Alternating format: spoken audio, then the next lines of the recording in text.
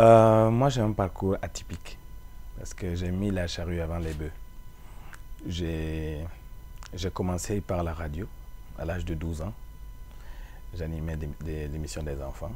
Je faisais le journal des enfants. euh, et j'en profite pour rendre un vibrant hommage à Mustapha Labitombiano qui m'a tendu la perche. Et puis voilà, Thierry qui a écrit mon premier journal. Et puis au fur et à mesure de ma croissance, j'ai animé des émissions, donc des enfants, des adolescents, Club Ado, Jeunesse Mania, Fièvre Jeune. Et puis bon, après j'ai commencé à écrire pour Junior Vision et puis pour Star Mag,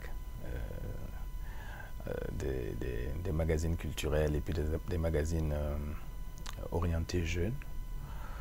Ensuite, j'ai fait de la télé avec multimédia. J'ai commencé à animer des cérémonies, donc comme maître de cérémonie. Ensuite, à force de proposer des artistes, j'ai commencé à manager des artistes, à en produire. Bon, bref, c'est au fur et à mesure que j'évoluais dans le milieu culturel, dans le milieu de la communication, les sollicitations créaient en même temps des métiers. Mais je ne me suis pas contenté de la pratique, j'ai aussi continué à me former. Donc je suis diplômé de l'université de Ouagadougou en art et communication avec comme spécialité la communication des entreprises et les relations publiques. Je suis diplômé de l'université Senghor d'Alexandrie où j'ai fait un GOFEC, un diplôme d'université en gestion organisationnelle et financière des entreprises culturelles. J'ai eu aussi la chance, dans le cadre de l'initiative Africa, d'avoir une bourse. J'ai eu la chance de décrocher la bourse du Goethe Institut, où je suis allé faire un programme en Allemagne intitulé Advanced Training Program in Cultural Management.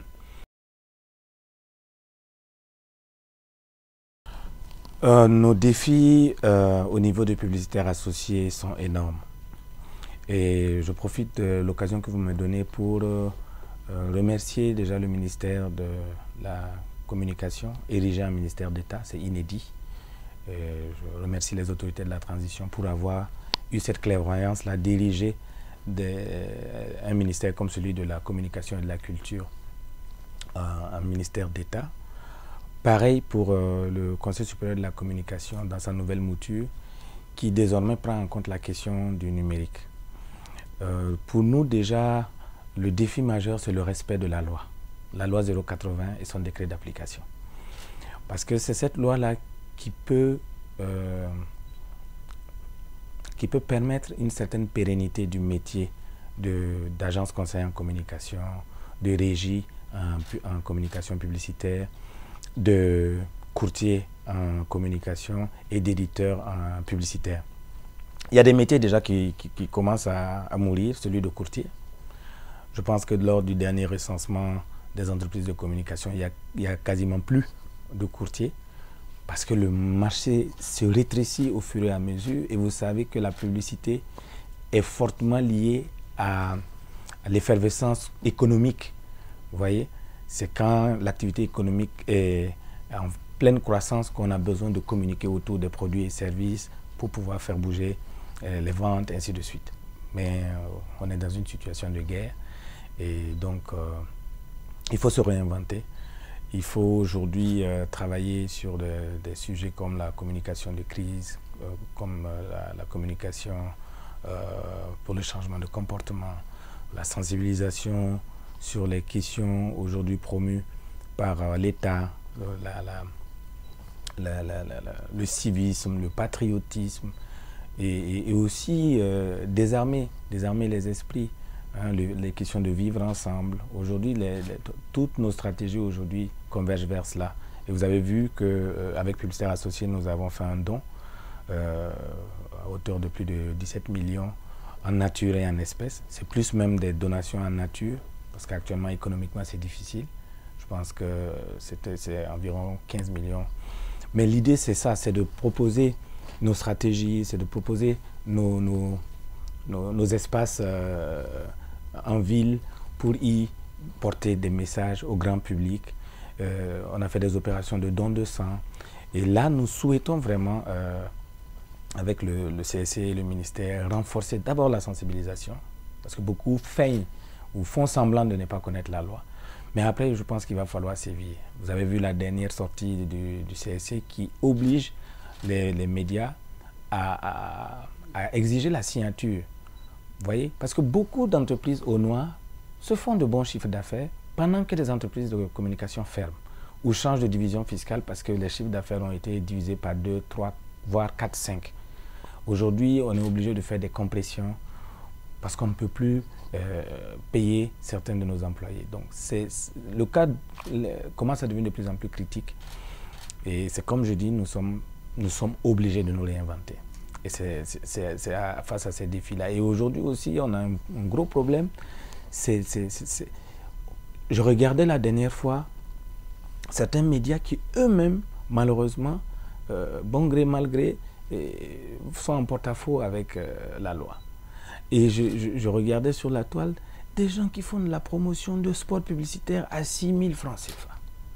C'est extraordinaire. Comment on va faire pour construire un secteur viable avec ce type de tarification?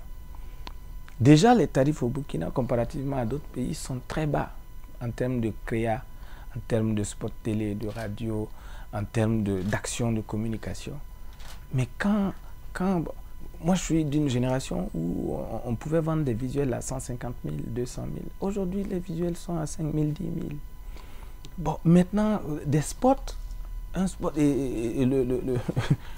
la bande-annonce disait justement que pour un spot professionnel, ainsi de suite, quoi. Et justement, ce sont ces nouveaux communicants qui n'ont quasiment pas de charges, qui ne payent pas de bail, qui ne payent pas de charges salariales, qui ne payent pas les impôts. Bon, mais qu'à cela ne tienne, il y a un minimum quand même que vraiment nous professionnels, on doit... Voilà. Et donc chacun, je pense qu'il faut qu'on rejoigne tous la veille citoyenne. Et la veille, là, justement, doit prendre en compte aussi ces détails-là pour ne pas tuer tout un maillon de la chaîne communicationnelle. Parce que c'est les mêmes aussi qui après négocient des stages pour leurs enfants, pour leurs cadets. Mais ils vont venir faire des stages où si toutes les entreprises ferment. C'est la mobilisation. C'est la mobilisation. Vous savez, en temps de guerre, chacun fait de la spéculation. Et c'est à qui mieux. Vous vous rappelez, et les périodes de guerre d'ailleurs sont des périodes charnières où des grosses actions de communication et de propagande sont mises en place pour pouvoir mobiliser. Et aujourd'hui, c'est ça le défi. C'est de garder le moral haut et c'est de mobiliser tous les Burkinabés autour des autorités, autour de ce qui nous lie. Pour moi, c'est ça l'enjeu, parce que la guerre de la communication, elle est très importante, sinon même aussi importante que celle qui est menée sur le théâtre des opérations. J'en profite aussi pour tirer mon chapeau à tous ces FDS et VDP pour le travail qui est abattu et aussi m'incliner sur la mémoire de ceux qui malheureusement ont répondu à l'appel du grand barbu et qui ont rejoint les ancêtres, mais au nom de la sauvegarde de la patrie, au nom de la paix que nous voulons tous, vraiment que la terre leur soit légère, que Dieu apaise les cœurs et vivement que la paix revienne au Burkina Faso.